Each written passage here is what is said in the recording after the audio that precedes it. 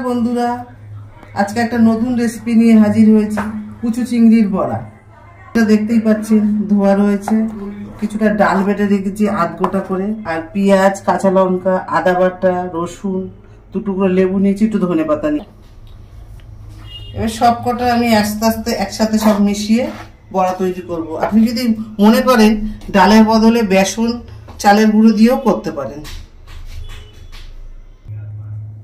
যেমন দেখতে পাচ্ছেন, প্রথমেই আমি পেঁয়াজ দিলাম,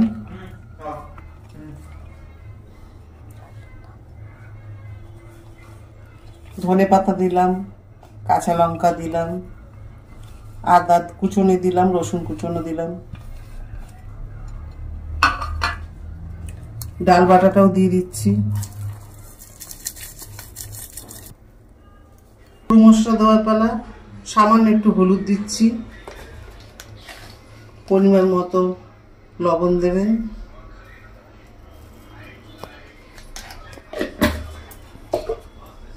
আর লেবুর রসটা দিচ্ছি যাতে চিংড়ি মাছের টেস্টটা আরো ভালো হয়, টক ঝাল মিষ্টি মতন। আমি হাত দিয়েই মাখছি, ভালো করে মিশ্রণটাকে মেখে নিই। আমি হাত দিয়েই ভালো করে মেখে নিচ্ছি, এটা তো জল লাগবে না। হবে ভালো করে মেখে নেওয়া হয়ে গেছে। এবার মেখে নেওয়ার পরে আমি গ্যাসটা জ্বালাবো, কড়াইটা বসিয়ে দিলাম, কড়াইটা গরম হোক।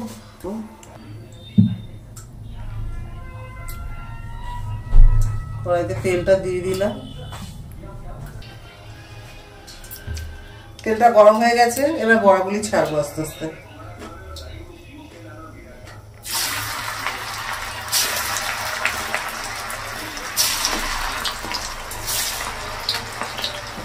আস্তে করেছি,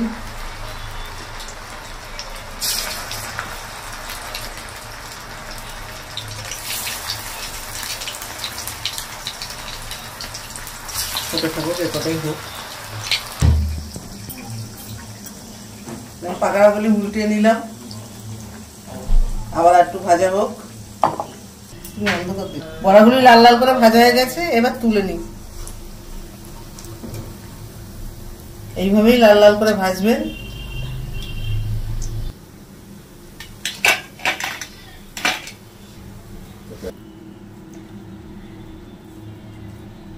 চলুন আরো কিছু পকোড়া ভেজে নেওয়া হোক।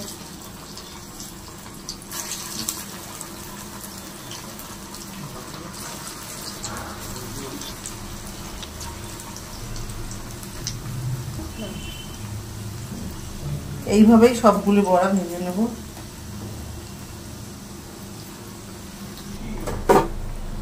সব ভাজা হয়ে গেছে, দেখতেই পাচ্ছেন সব ভাজা হয়ে গেছে।